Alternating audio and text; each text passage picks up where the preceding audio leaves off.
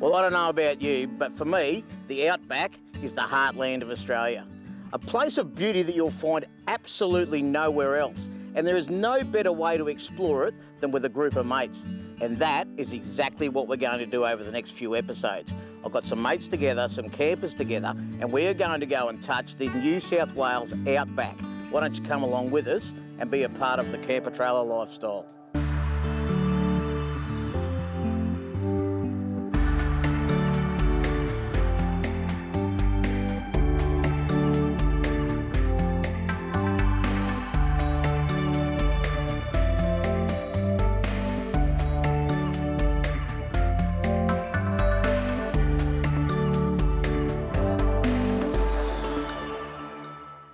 This week on the show, I'm joined by a great crew, and it all starts off with the Webster family.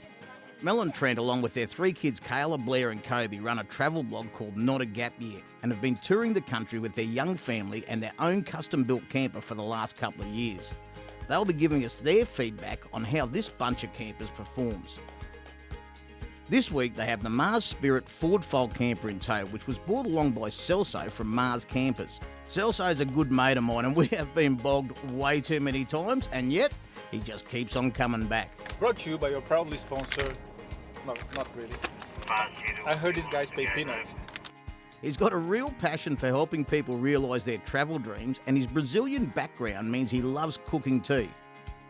Next up, we've got Scotty from BRS Off-Road in his mighty Tundra. You might think that this bloke could be compensating for something with a truck like this, but I'll tell you what, you'd be wrong. This bloke has got a heart just as big as his truck and a passion for exploring. This week he's towing the BRS Pursuit Hybrid, which is a pretty flash bit of kit. Rounded off the convoy is yours truly, and I will be towing and living out of a tops camper from my good mates at Complete Campsite, the Exodus 11, and I reckon this thing's more comfy and better equipped than most hotel rooms I've ever stayed in. This week our adventure kicks off in the outback town of Bourke, just over 750 k's from Sydney.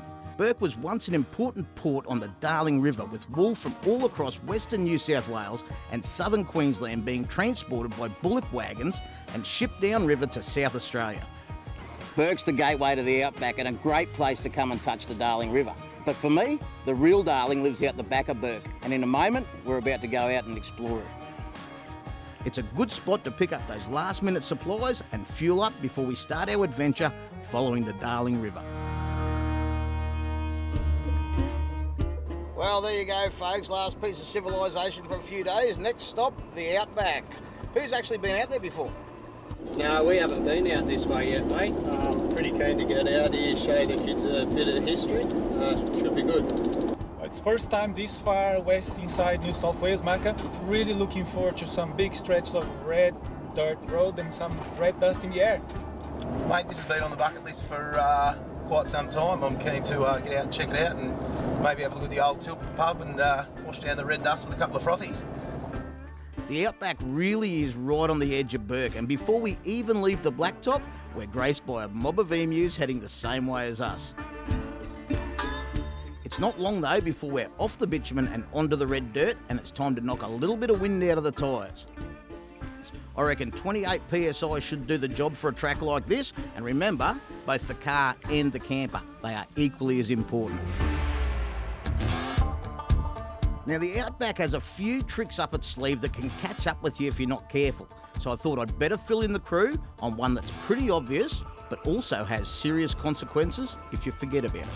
Well, if you're looking for a guarantee out here, the one I can give you is you're going to find dust. That is what is the Outback. So it's going to get into your campers and it's going to get into your engines. So we want to keep it out of both of those as much as we can. Best way to do that is stay back from the cloud of dust in front of you, and you will have a better trip all around, and you won't be dusting your engine up. That's my tip. Copy that, Macca. Valuable information. Our destination today was Trilby Station, which is located about 40 k's south of the town of Louth, right on the banks of the Darling River. Trilby Station is part of a group of properties called Outback Beds. They're privately owned properties that have opened up their doors to the general public for camping and farm stay style accommodation. After meeting up with caretaker Di and her 2 granddaughters and finding out a bit of the history about the station, it was time to find a good camp for the night, and what a top camp it was. This is what I love about the Darling River, and especially spots like Trilby. Sure, the river's quite low at the moment, but it is still spectacular. The Websters are sleeping in the Mars tonight, so after a bit of a rundown from Celso, they're off. The Mars Spirit is a forward-fold camper, which means that all the living and sleeping areas are up off the ground, and there's a great amount of living space for the whole family. It wasn't long before the kids made themselves at home, and Trent and Mel were back around the fire for a few coldies. If you haven't experienced a Darling River sunrise in your life, you are missing out. There's something ruggedly beautiful as you watch the colour change as the sun rises over this iconic river system. And that's the beauty of owning a camper trailer, isn't it? Being able to have all those creature comforts of home in a location just like this. But as they say, all good things come to an end, and it's time to pack up.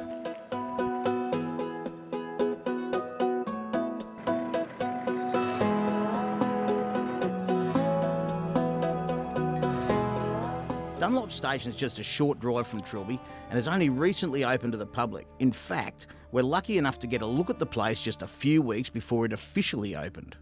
How are you, Kim? Good, how are you, Mecca? Well, Sir Samuel McCackey was the fellow who founded Dunlop. He came in here in the 1800s and he built the homestead for himself to live in 1886. In 1886, Dunlop Station covered nearly 180,000 acres and employed more than 100 people at mustering time. This homestead has stood here through flood and drought for over 130 years. If these walls could talk, imagine the stories and the people this place has seen over the years. Hard-working Australians, pioneers of the outback. After checking out the homestead and the old storehouse, we got in the four-wheel drives and headed over to Dunlop's famous shearing sheds. Dunlop Station played a very important role in the history of shearing in Australia. Right here, in these sheds, Dunlop became the first station to complete shearing by mechanical means.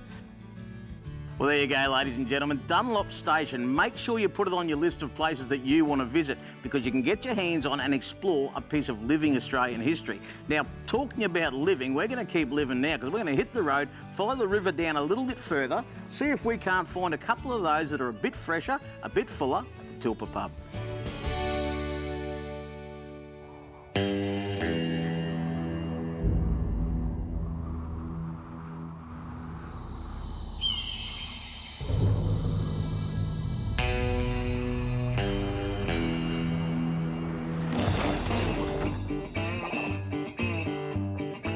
Well, I know a little spot not far from here, somewhat of a first aid station, a good old country pub. Mate, I can't name the amount of cars I've seen with a Tilpa Pub sticker on the back of the vehicle, so I'm keen to check it out myself. I wonder if this will be one of the pubs, guys, where you can write your names on the wall. Oh, I love the one. Yeah, like the lines there. That's it, mate. Oh well, let's go and have a look. The Tilpa Pub is parked right on the banks of the Darling River, and it is an absolutely top watering hole for travellers, especially when you've been driving through the dusty outback for a few days. This place is unique in many ways, but one of the most obvious is the writing on the walls. There's literally thousands of names written here on the walls from travellers that have stopped and had a coldie.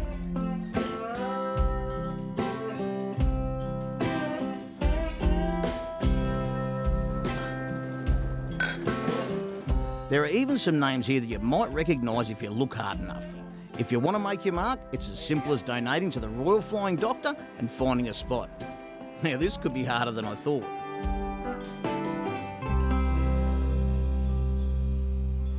After the break, we keep heading south, following the Darling to see if we can find ourselves another epic campsite.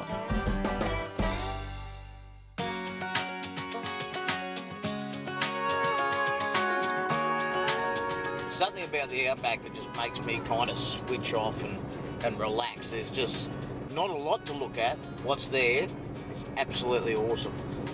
I wonder how the other lot are getting on with it.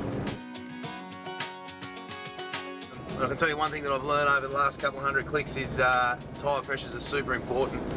We bagged our tyres out to about 25 pound, to handle the corrugations on this road. They are pretty rough.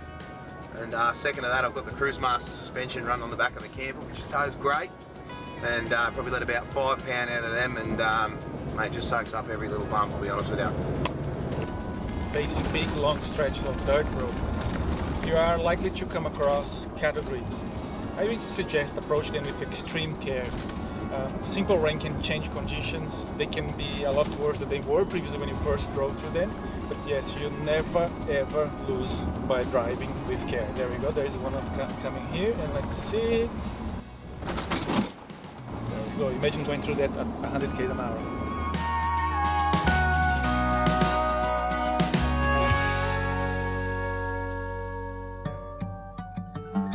Our destination today is a pretty special campground along the banks of the Darling called the Coach and Horses Campground. This is managed by National Parks, so it has long drop toilets and barbecue facilities. But best of all, it has campsites with a backdrop like this. There aren't too many places like this that you can have to yourself, and that's what it's all about, isn't it? Finding those places with your friends and family and enjoying them. You might want to wet a line or have a paddle or just sit around the fire with your mates and have a good time. And it's what owning a camper trailer allows you to do. Well, it doesn't get much better than this.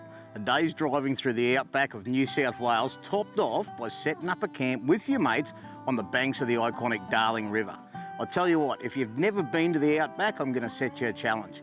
Come out, check it out and see if it gets into your blood like it has mine. Catch you next time.